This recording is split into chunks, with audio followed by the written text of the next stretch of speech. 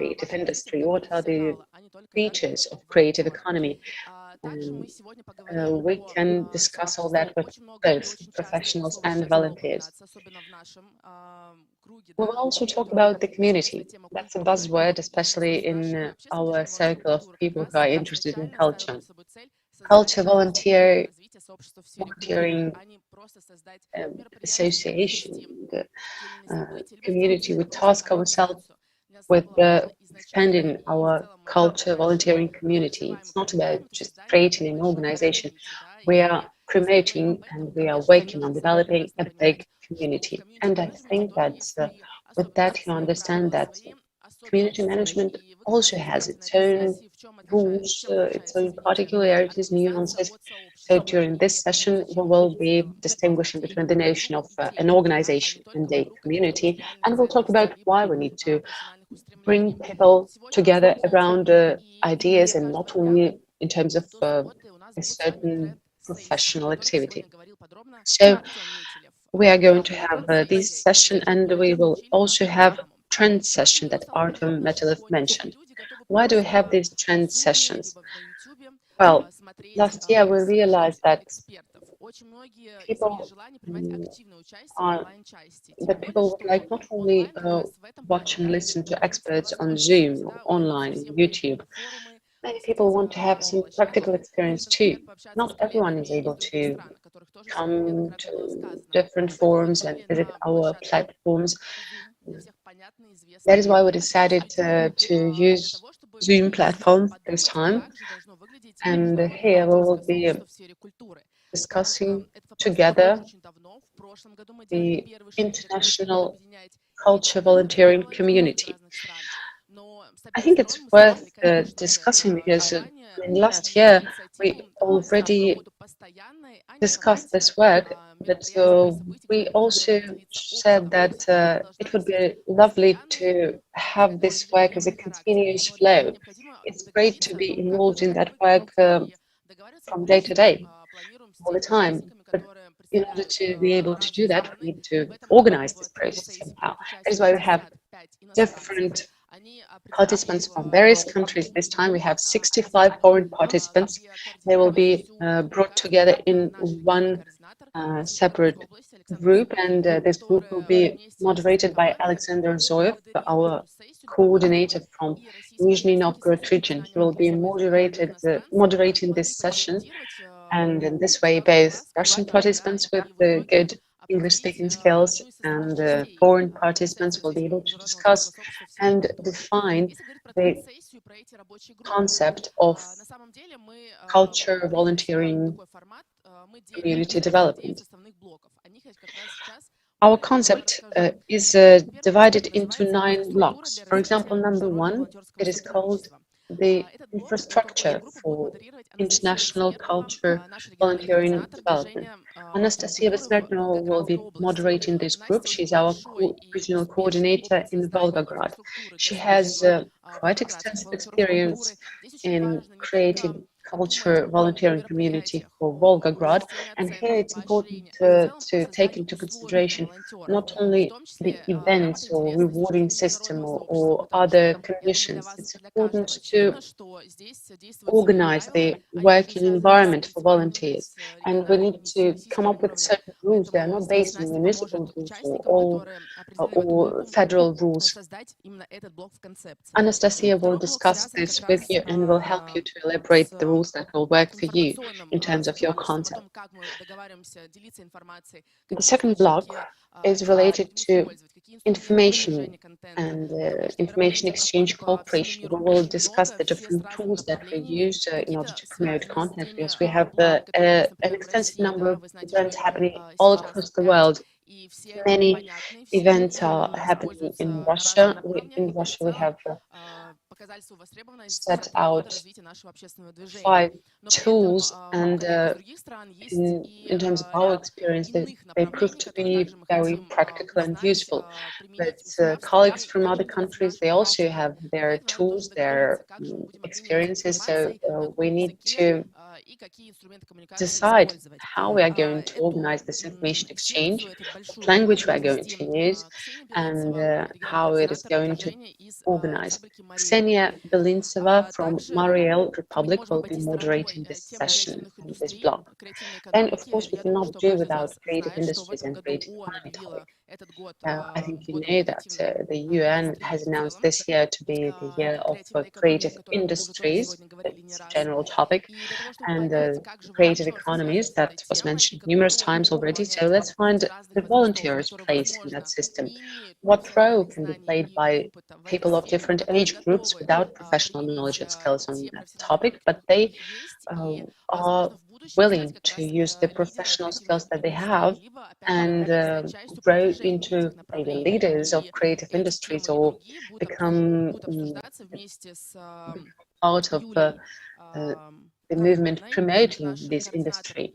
Yuria Prokulina from Novosibirsk region will structure that part of the discussion, so she will present this block in our program and will define this topic in terms of the international volunteering concept. Then heritage is another topic we're going to discuss. Preservation of tangible and intangible cultural heritage and presenting it in the international space. Ekaterina from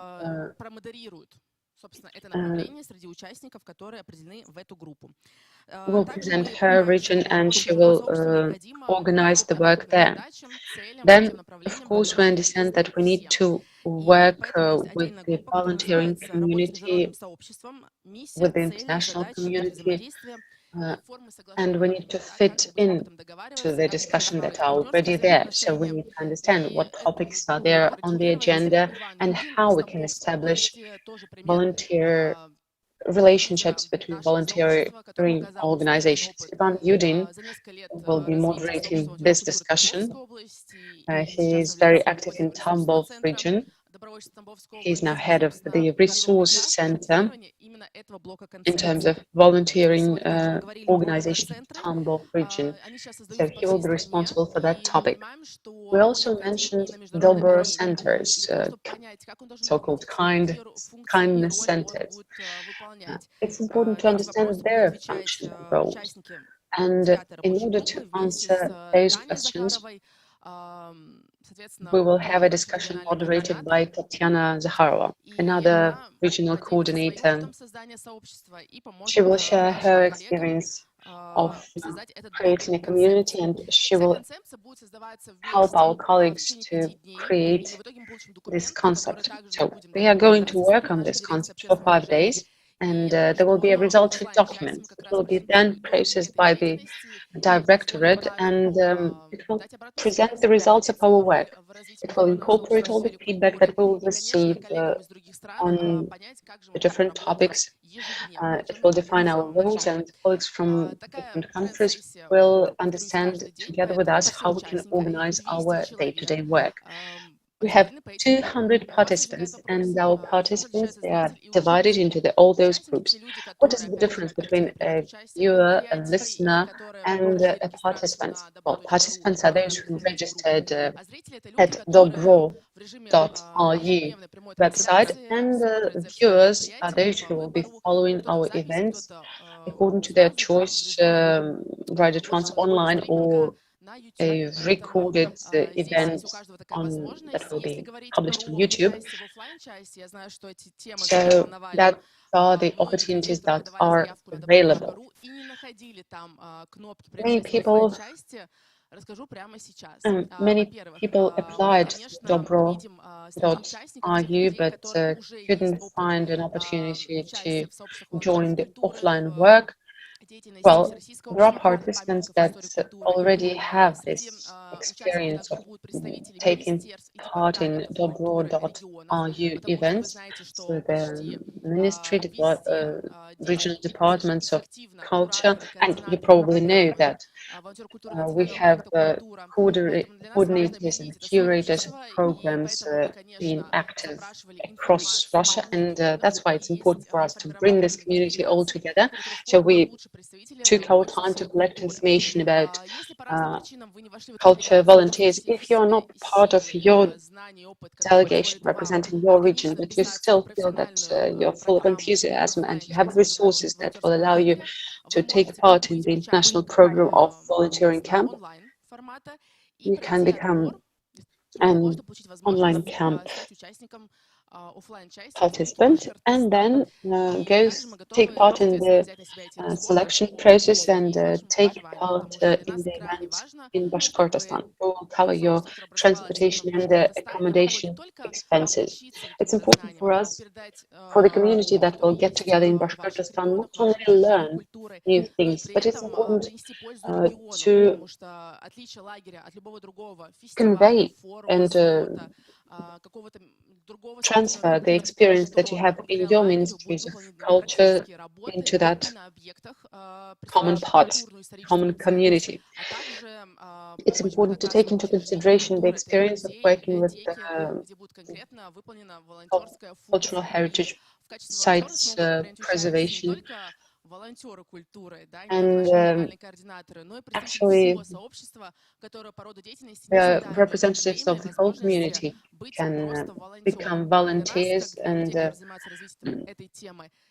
you can become a volunteer without volunteering experience, and that's important for us to open all these opportunities. I hope that I've answered all the questions, and if you still have questions, please write comments. We'll try to respond to them promptly, and our overarching goal is not only to fill you with enthusiasm, motivation, and inspiration. We want to give you knowledge that will help you in your volunteering work.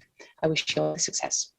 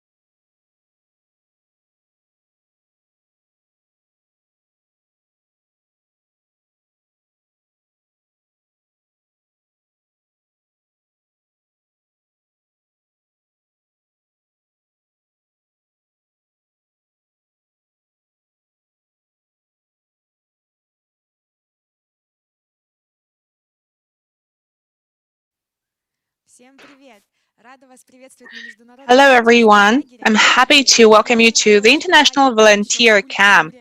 And even though it is devoted to cultural heritage and legacy, we have quite a number of people who are just getting to know these fields.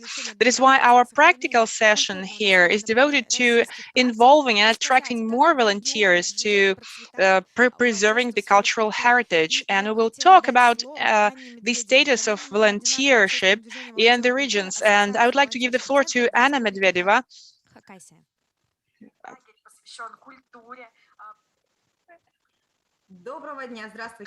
So good time of day, and I hope you can hear me well, you can see me well.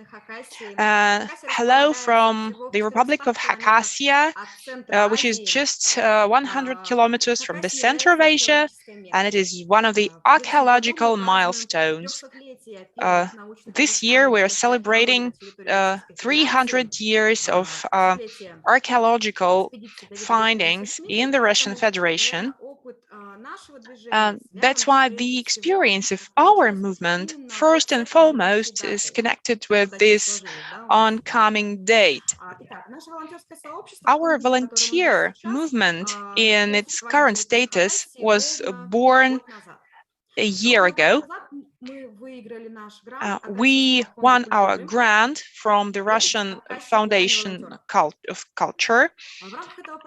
And within that project, we pooled the initial number of volunteers. We trained them together in association with the Federation's preservation service, and of course 90% of activities we're performing is connected with preservation. Our training was open in format. All lectures could be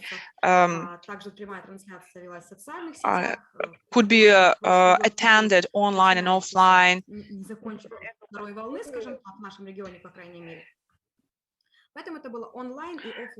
So both formats were conditioned by the pandemic. Volunteers who have passed their training were sent to volunteer expeditions along the route of Messerschmitt, and we actually made an inventory of the status of monuments along that route, along that itinerary.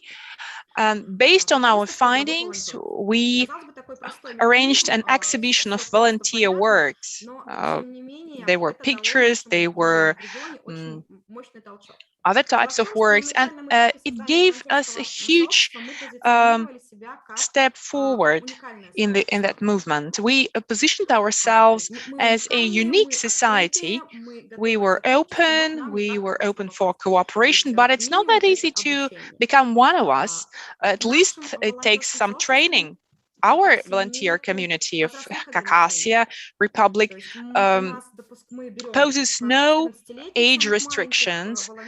We recruit 14-year-olds with the consent of their parents and older people.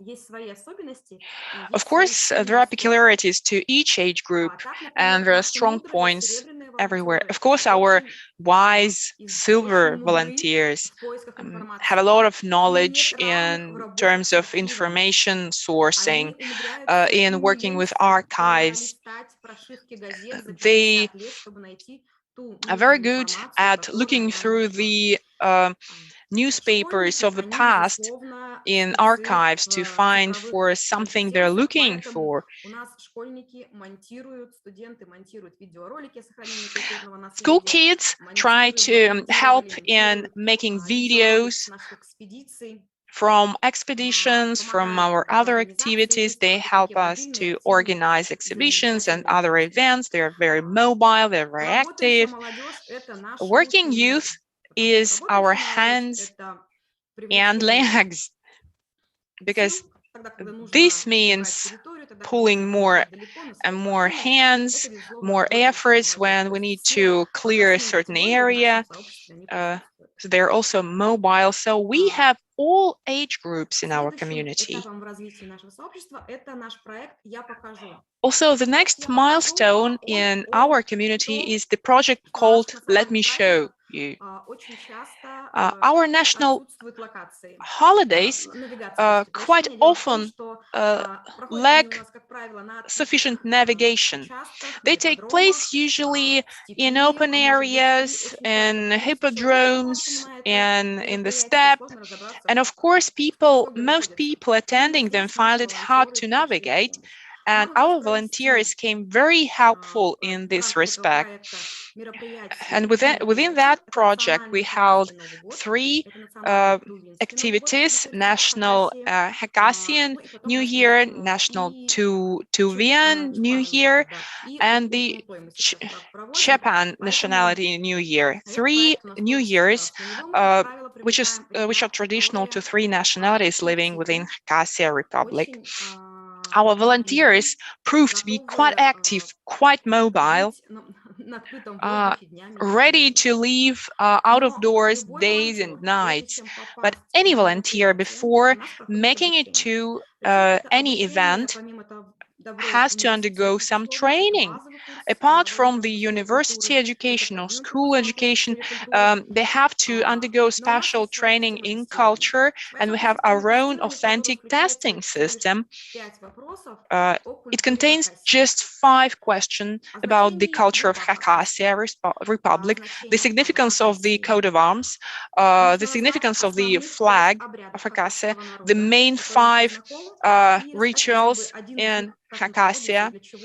You have to know all of them and be able to tell about at least one of them in more detail.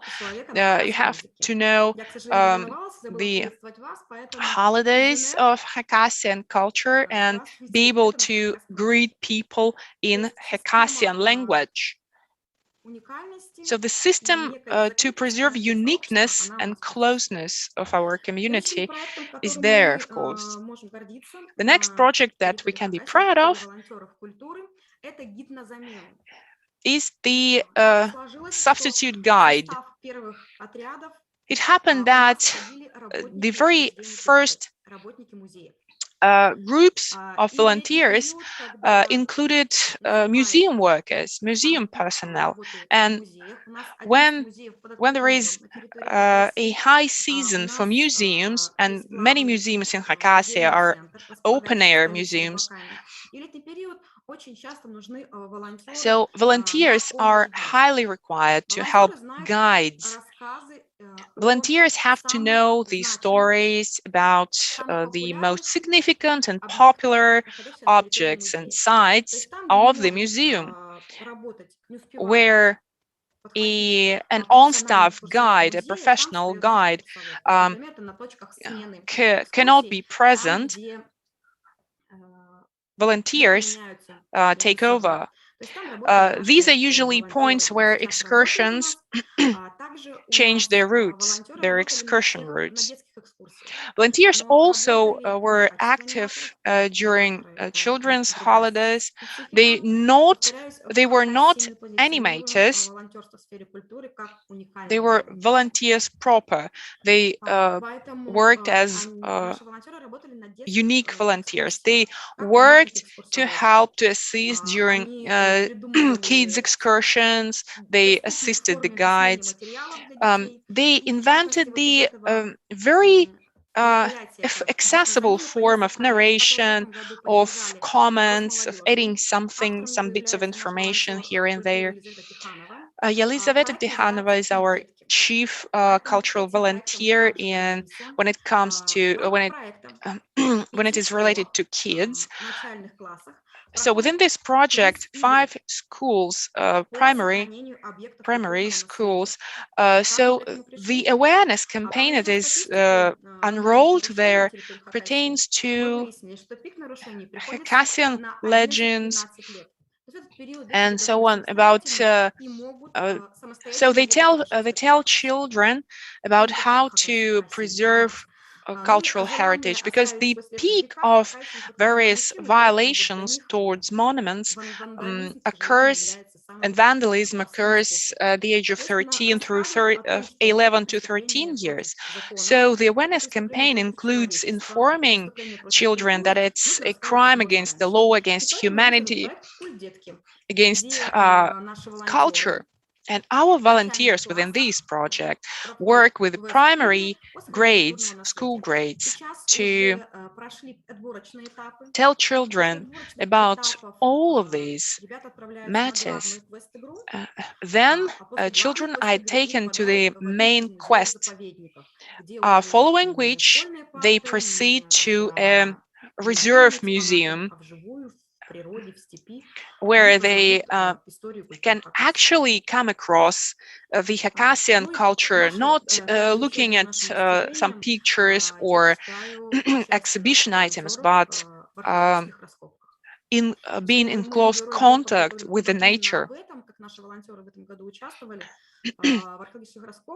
Our volunteers were active during excavations in this year, during archaeological excavations. You know the Russian saying that water changes the stone. So there is a lot of wisdom behind that. So our volunteers are very instrumental in promoting the local culture, local heritage. And actually, students are mostly involved in excavations, in archaeological works, while common kids find it very hard to actually make it to the archaeological exhibition site. So we tasked ourselves to make it possible for children to be able to see in person what we actually find in Khakassia during archaeological excavations. So we put together all the interested children, and this year we were so successful as to break the ice and make it possible for the kids to be able to visit these archaeological excavation sites. Our volunteers were also able to be present at the excavations. They visited those sites throughout August. They came and went by train.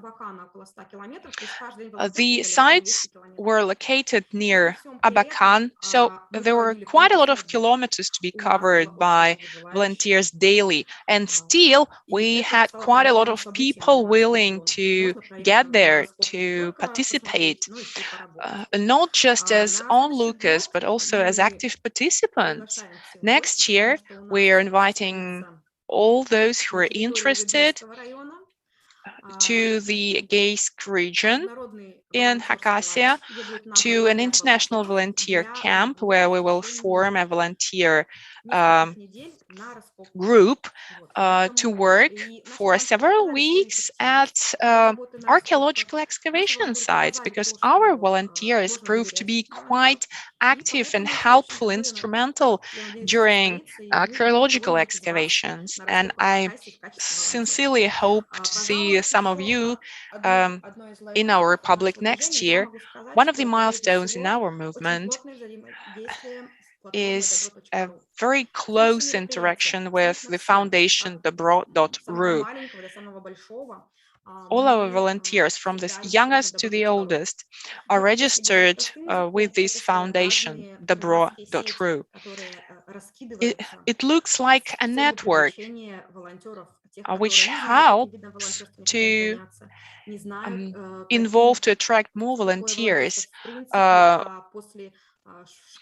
because these are mostly people who are not yet certain about what they would like to do as volunteers, and all events are aimed to actually navigate them, and all events take place in association with the foundation Dobro.ru.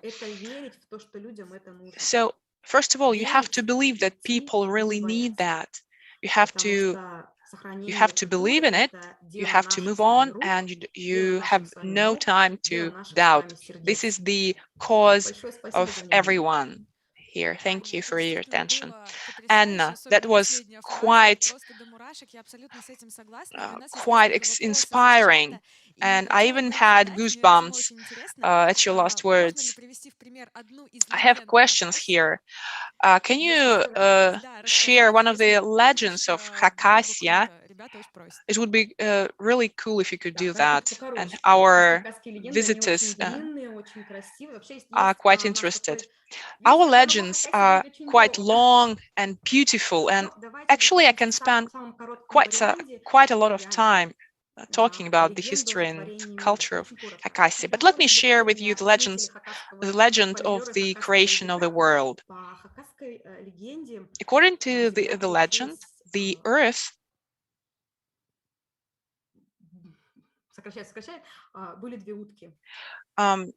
originated from the two ducks. One of them was good, the other was bad.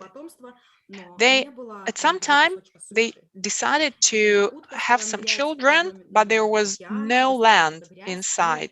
So the two ducks dove underwater, dug some soil in their beaks, and then this is how they made some land. And when one of the last ducks spat out some sand, some soil out of its beak, at that moment some land appeared, and it was possible for them to lay eggs on this piece of land. That's how land appeared. It means that there is good and bad in everything that surrounds us. Another legend deals with a special awkward bird, and the crane used to laugh at it.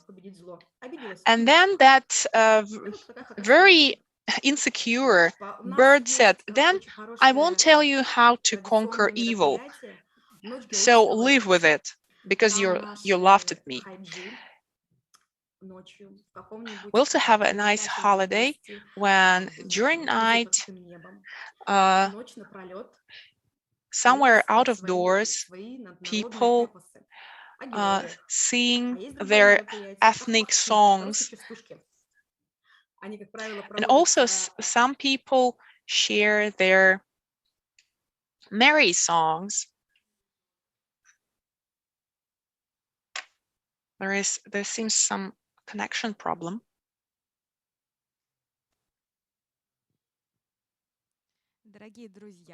Dear friends, there seems to be a problem with the connection from Khakassia, but the information was beautiful. And I'm sure Anna will get back to us. But now I would like to give the floor to Ekaterina Matel, representative of the regional branch MAPEC in the Irkutsk region. So, Ekaterina, the floor is yours.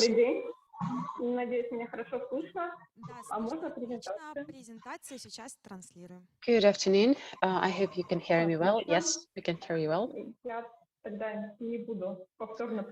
Well, then I'm not going to reintroduce myself once again. And start straight away with saying that cultural preservation is important, and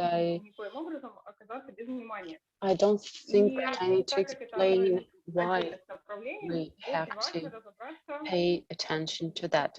And since it's a totally different, like a separate strand of work, we need to define it. Could we please go to slide number 3? Thank you. It's really important. It's important to understand that even for professionals, it's difficult to preserve the cultural heritage. For volunteers, it's yet more difficult, and it's important not to damage cultural heritage sites because we cannot restore those damages.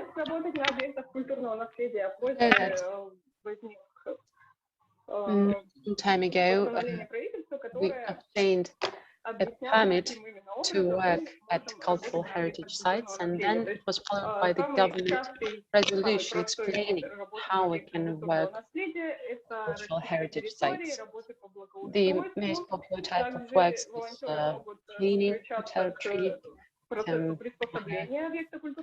landscaping works. Then volunteers can be involved in adaptation of the cultural heritage sites for modern use, and they can take part in the repair works. They do not change the structure of a cultural heritage site or object. And I'll start with the project which is probably most famous in Russia. It was about teaching volunteers how we can preserve cultural heritage. So people, professionals, spend their time to come and teach volunteers about their work. And since we are an international school, we try to cover a very broad range of questions. We involve volunteers we teach volunteers who already have some experience of working with cultural heritage, but still they have a lot of questions. So we clear out all these questions, all these unknown areas. We shed light on those matters, and then we explain how we can proceed practically. For example, how we can clean wooden objects or tiled or clay objects, how to work with the metal objects, and so on. Another important aspect is that the school is community building, of course.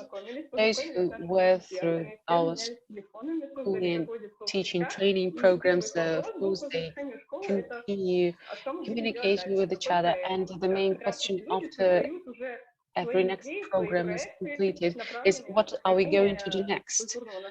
People ask these questions of themselves, first of all, and they create projects and programs that they should be working with. So at the previous picture you saw one group. We had 4 groups completed the program already. Another important event, the initiative that we have is this initiative is called Facade Works or Facade Workers. Probably you know that volunteer initiatives are special. First of all, the workers are volunteers themselves, and those are people who are ready to take part in this initiative, to invest their practical experience and enthusiasm free of charge. They are ready to invest their energy. Then the organizing committee that is built up by volunteers and other who want to join, the organizing committee finds partners and sponsors.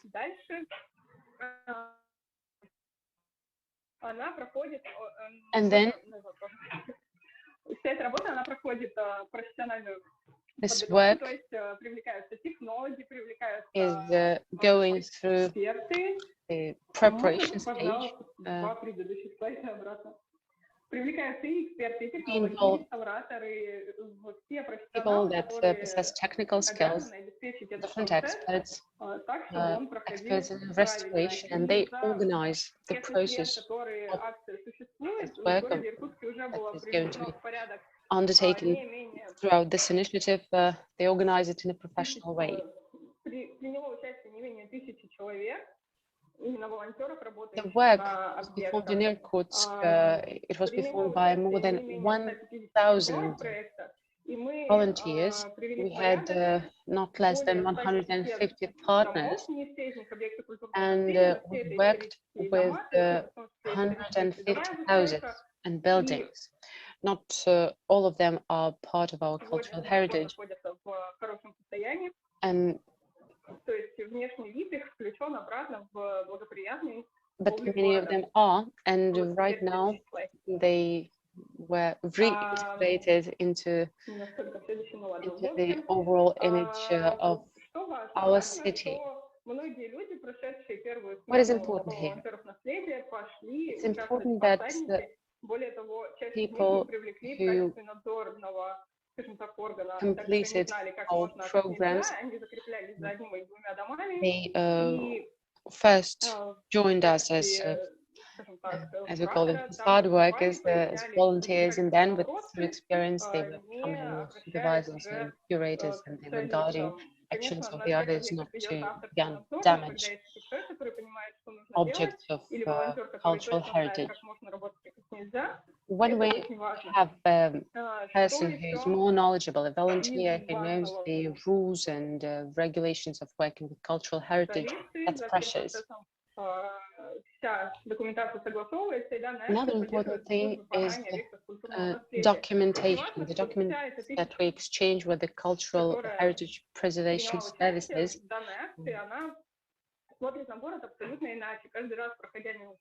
And of course, all the people who joined our initiatives, they start treasuring the cultural heritage of their city. They pass by those buildings, and they have warm feelings towards these buildings because they painted them with their hands. Then a large part of Irkutsk cultural heritage sites have wooden buildings and constructions, and that's why it's important to preserve them. Now I would like to tell you about yet another initiative that was launched this year, and these works were focused on Alexandrovsky Central. They were organized by the Regional Ministry for Culture and other organizations, and the program is as follows. There is a building located in Alexandrovskaya village in the region, and for several years this building was not operating, so it started deteriorating.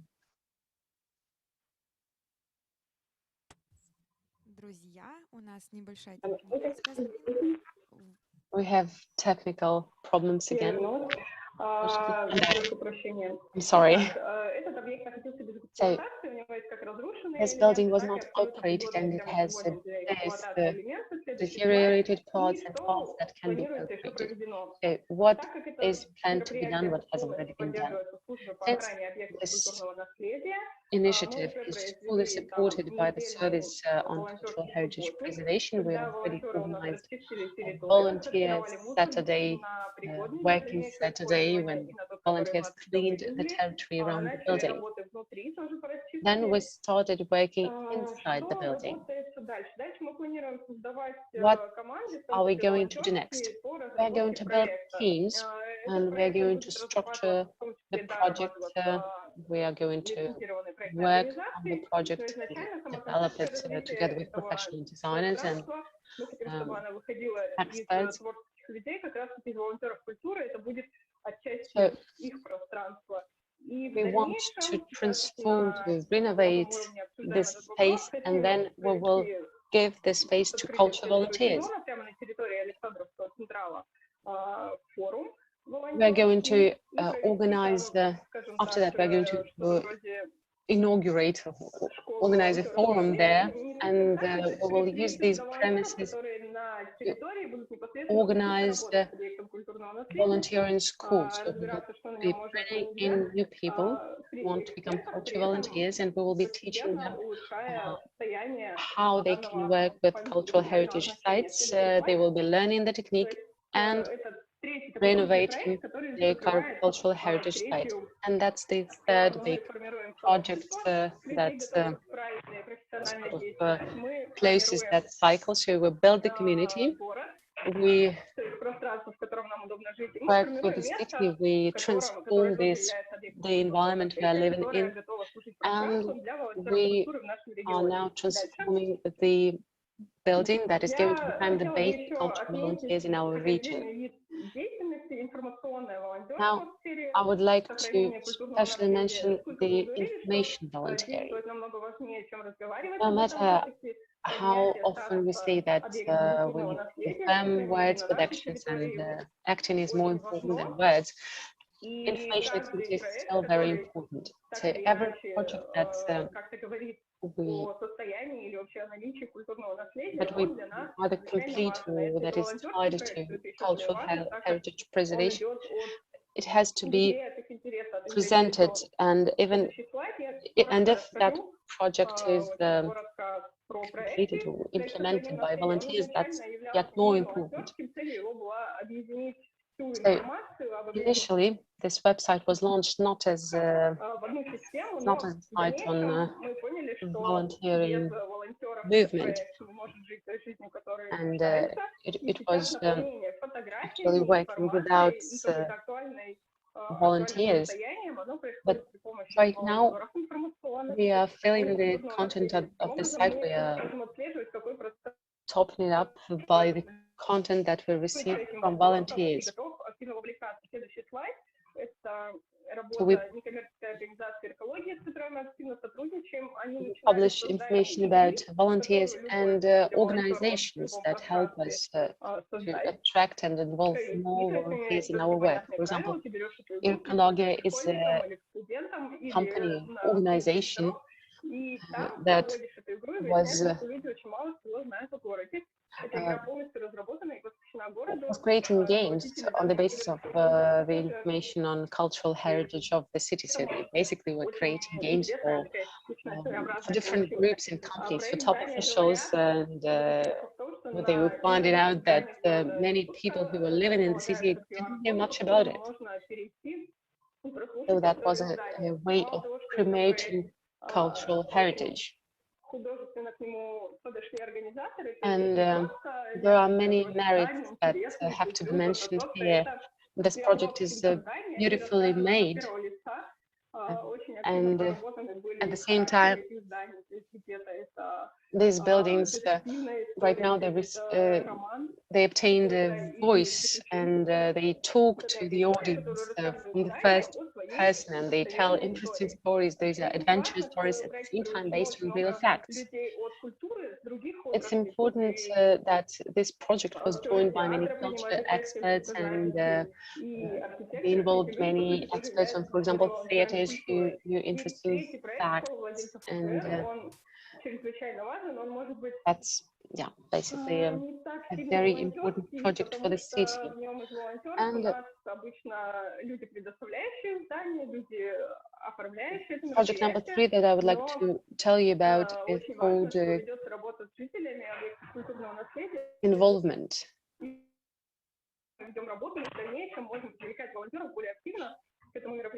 This project is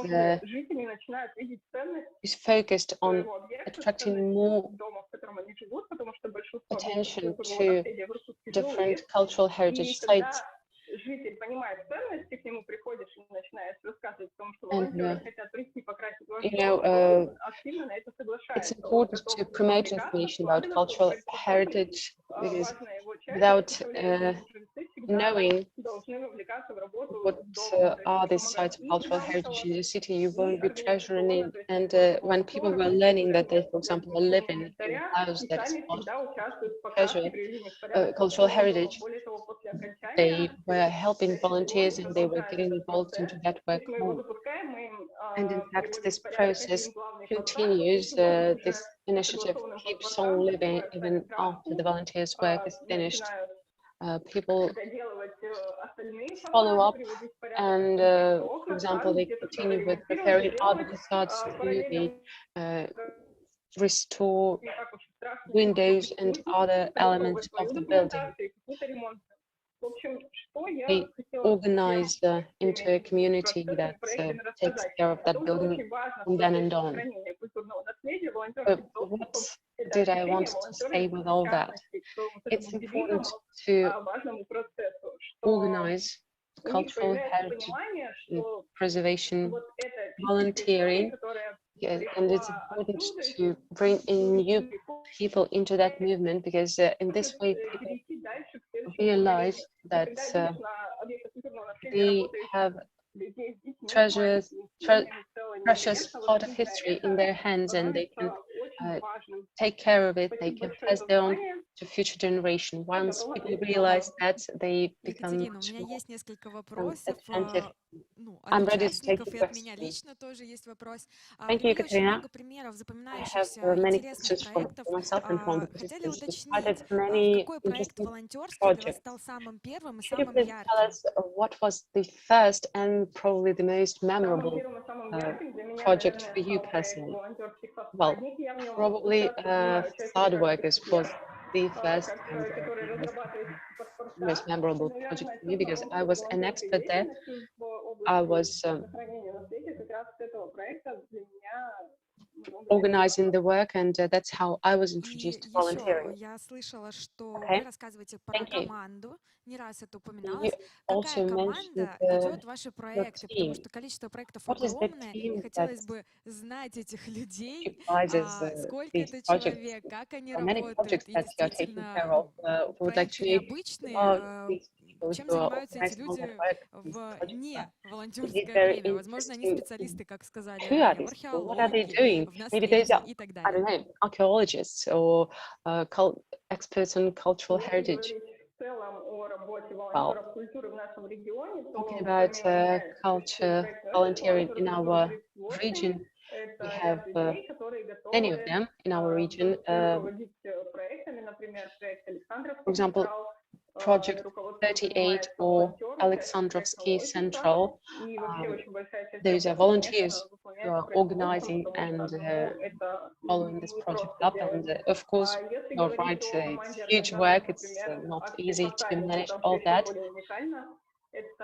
Then there are other volunteers who manage facade works. These are pure volunteers, and they join the movement every year. There are new people joining in, and usually there is one person who's organizing the work, and the others, they are or other people who take care of the organization. They are people of different experts in different fields, legal experts, archaeologists, and that's how they organize their work. Because I mean, cultural volunteering is not it's not only Это about отлично, вы monuments сказали ключевую фразу, and то, что волонтер культуры — это cultural человек, который heritage. просто любит It культуру, involves который many. хочет ее развивать, и это очень здорово. Indeed, Спасибо I большое, think you Екатерина. said the Еще, important thing возможно, that возникнут a вопросы у volunteer наших is участников, a но я person передаю who слово loves culture Роману. and who Благодарю wants его, to региональному координатору общественного develop движения волонтеры culture. Now I культуры would like to Ассоциации give the floor волонтерских to центров Орловской Roman области. Bogotyryov Роман. from Orlov region. Hello, Natalia. I hope you can hear me well. Необходимо проверить звуковую дорожку. Возможно, есть заминка со Please check звуком. your sound to make sure it's okay. Да, отлично. Can you Слышно? hear me like this? Отлично. Наташа, привет. Great. Спасибо большое, что Hello, everyone, пригласили and thank you very much for inviting me to this interesting event. I will try to make sure you see my screen while I'm talking. My subject today is devoted to collaboration and interaction of media and cultural tourism agencies with cultural volunteerism for the common cause, then I will tell you how I see this evolving in the country, in the region, because we have quite a number of common projects together with the Russian Society for Preservation of Monuments, cultural monuments. And of course, an important tool for the development of any volunteerism is tourism. This is one of the most interesting tools to attract the growing generation. And out of the various types of tourism, of course, cultural tourism falls within the context of cultural volunteerism.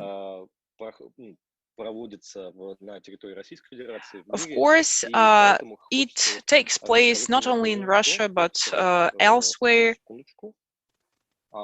I'm trying to share my screen, in fact. Let's see if I get any success.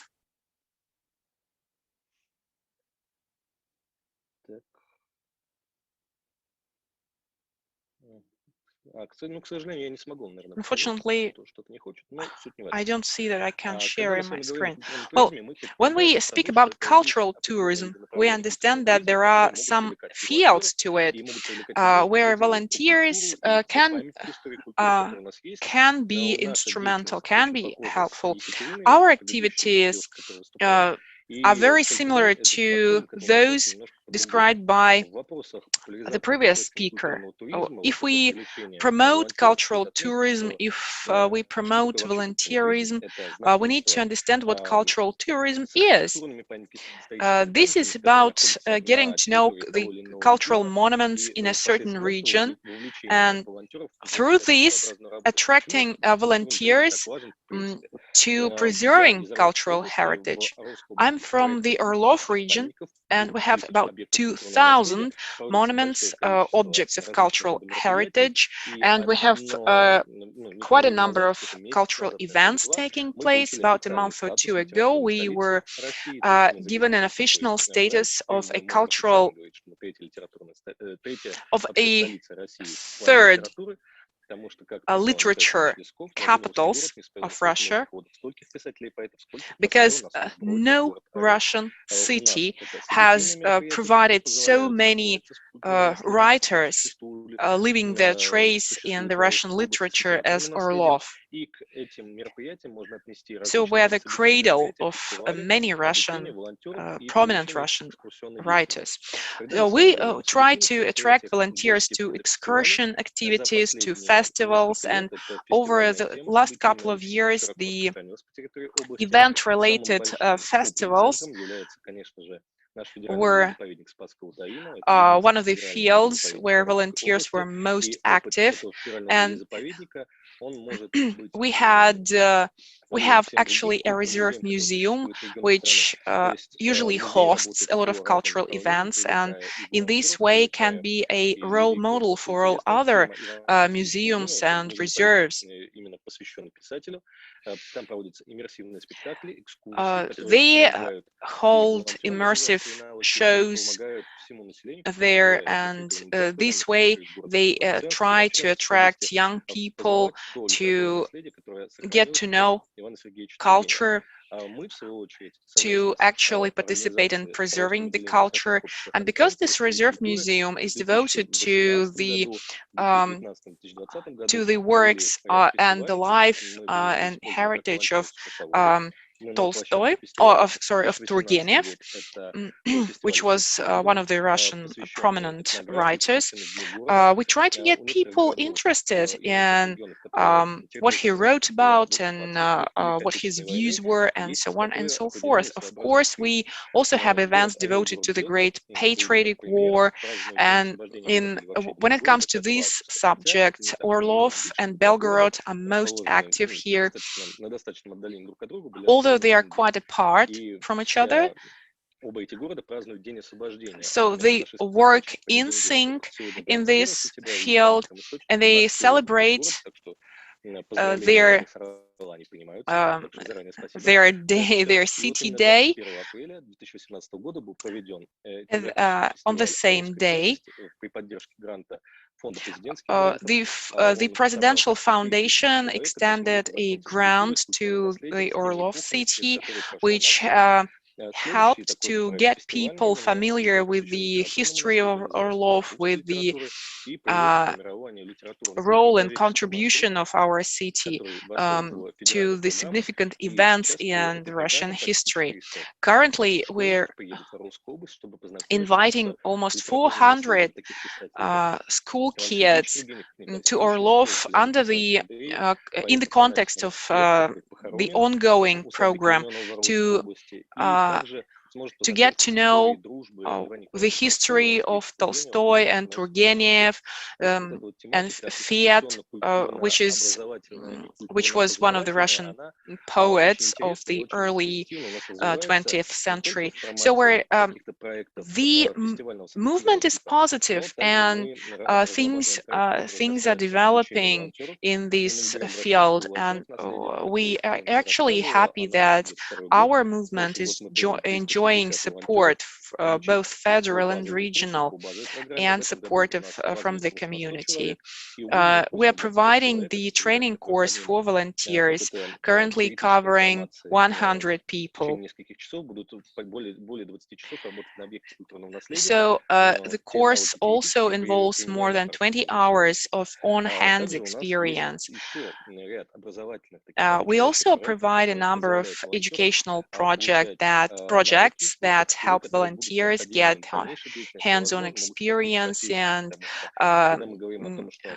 get to know various objects of cultural heritage, and decide if this is something that they want to connect their lives with. Another project is devoted to involving young people. Together with volunteers, we travel from one monument to another site of cultural heritage to make an itinerary, a certain guidebook for a tourist to the Orlov region, advising the routes for the tourists to take in order to be able to see as many objects of the cultural heritage in the Orlov region as possible. We have a lot of prominent people, and it is a good opportunity to include the sites where those people live and stories about the acts of bravery of all those people into the tourist programs.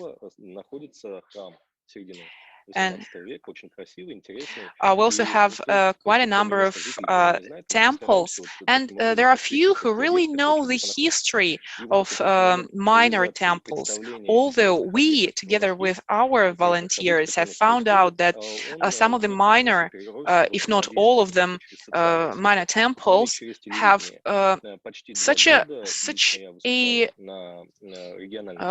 long and rich history that they are so significant to the region that it's hard to believe that so few people know about them, that they even exist.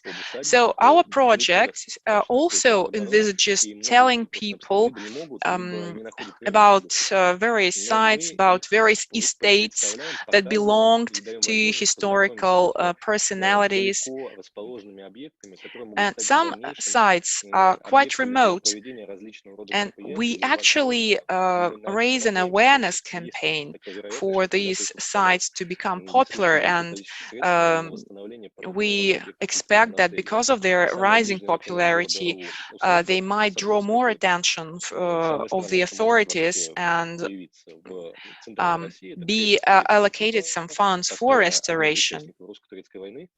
For example, one of the sites was built by a participant of the Russian-Turkish War, and the fortress this fortress was painted by artists, was mentioned by writers, and it was very significant and belonged to a person who played an important role in actually helping Crimea become a part of the Russian Empire in the past.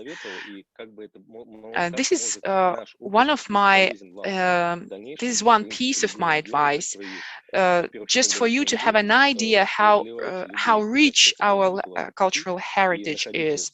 And regardless of all the obstacles that you might find, please do come and try and find out as many things as possible. Don't be afraid. Work on yourself, and also don't be afraid to become a volunteer, because you will promote the culture of your native region. I tried to be brief, and if you have any questions, I will be happy to answer them. Yes, we do have questions. Let us slightly go back to volunteerism. You mentioned a lot of interesting programs, but you didn't tell us a lot of details about the mechanics of interacting with volunteers. What is the practice of attracting volunteers, training them? How do you interact with organizations? We work with universities to invite students to be volunteers. Together with them, we travel to sites of interest in order to make guide books. We work with the Institute of Culture, which belongs to one of the 4 cultural higher education universities belonging to the Ministry of Education. We develop excursion activity. We also use our own website to register people interested in what we do.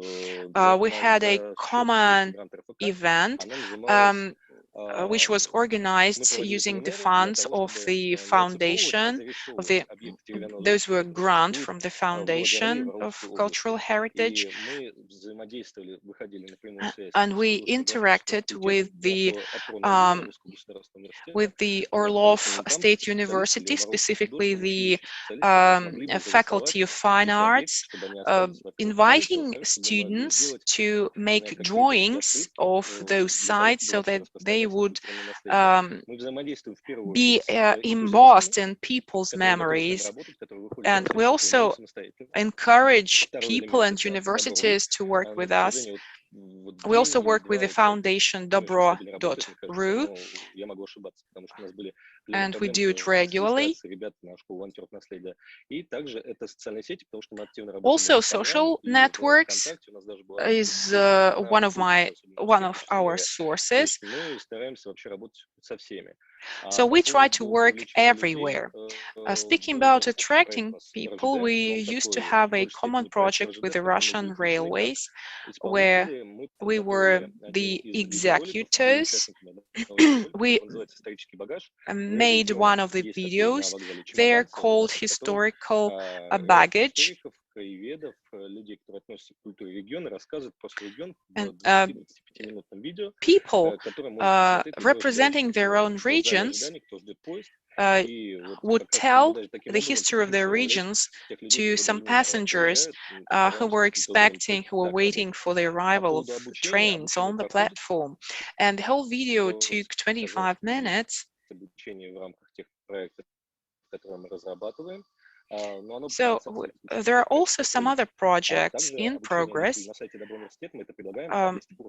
We also provide basic and advanced training courses for volunteers, and not only volunteers, but all those interested in the culture of our region. So we have Dobro University. This is the name of the project. Regarding dobro.ru, true, we're launching an update, so that's why probably in the coming days you will hear from us, and we will tell you what new functionality we have added. Without it, of course, no platform can evolve. And all the changes will be comfortable to you and make it even easier for you to attract volunteers. Speaking about the executive authorities, what can they help with in terms of attracting volunteers? Roman, the question is to you as well as to other speakers. What is the role of executive authorities in attracting volunteers? If we speak about local executive authorities, we interact with the Department of Territorial Development here in the region. It is specifically involved with preserving and restoring the cultural heritage.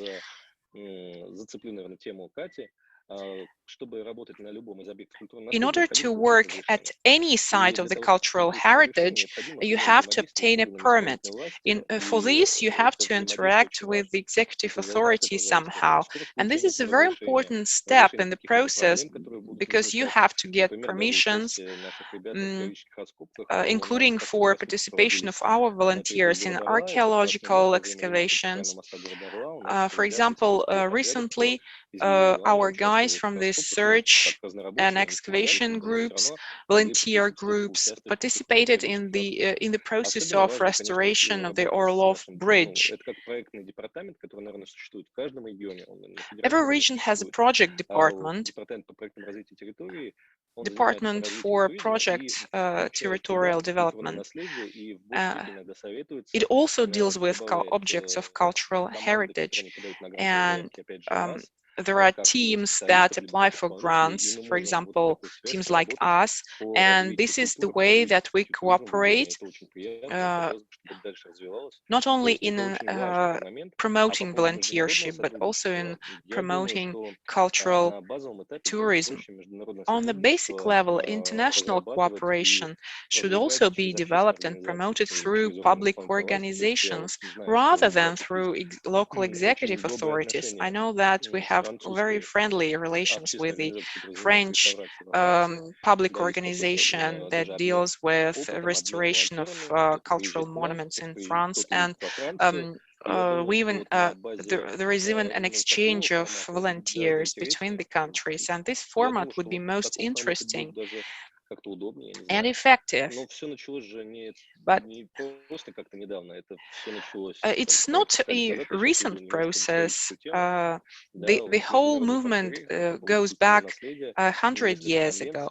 There are Geneva Conventions, so there is some time that we have existed, but in view of the pandemic, international cooperation will be most relevant or through online sources, through online channels. Thank you very much. Our participants have some questions, and the first question is to Catherine. What restrictions are there to volunteers when working with monuments and other objects of the cultural heritage? Ekaterine? Colleagues can help you if Catherine is not with us. When we speak about volunteers working with the cultural heritage, volunteers that passed the training courses cannot be professional restoration experts. They can just work on the sites, but not actually participate in the restoration activities. And the experience that they get will be very instrumental in their future career, in their development, should they like it. should they decide to connect their lives with the restoration of monuments. But in many cases, the volunteer flag, the volunteer movement is not visible enough, is not recognized enough. We have had several cases when some event organizers were unable to issue documents confirming that certain people worked within certain projects as volunteers, and that's a very sad story. Of course, should we eliminate all the existing barriers, the whole movement will become even more popular.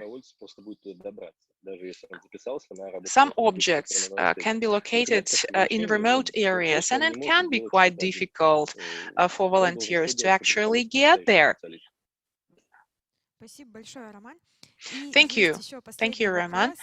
And the last question is how to become a volunteer and save the cultural heritage.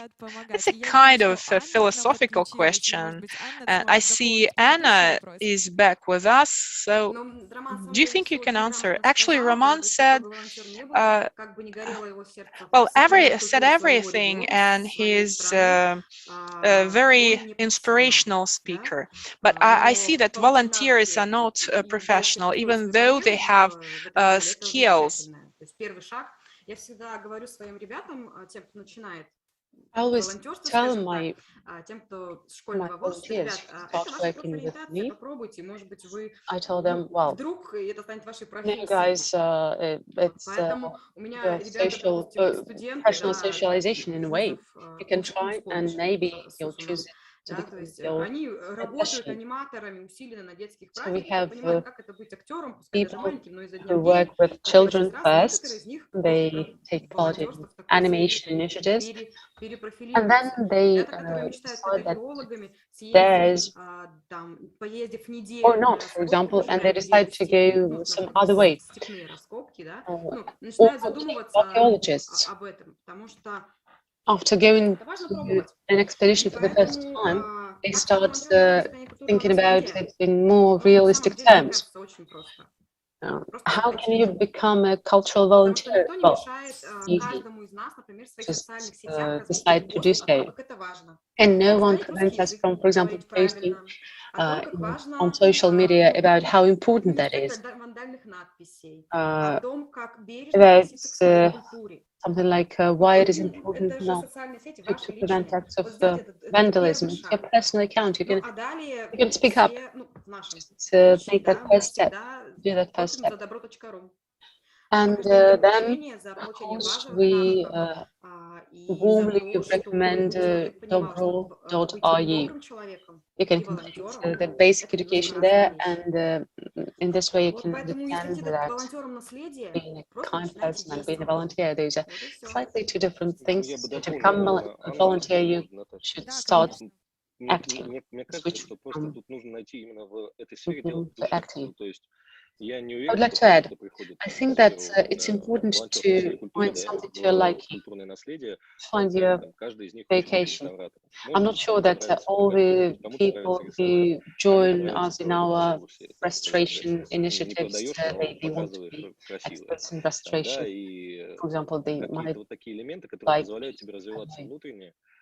photography or something different. But it's important to find those elements that inspire you, that develop you, because cultural heritage is huge. It's massive. I was recently talking, giving a lecture in the School of Volunteers. Do you know, by the way, what part of cultural heritage in Georgia? Khachapuri, it's bread with cheese, pies with cheese. If we look further down the UNESCO heritage list, for example, reggae is part of it. So when we are thinking about cultural heritage, very often we take it narrowly, but this nation is much broader.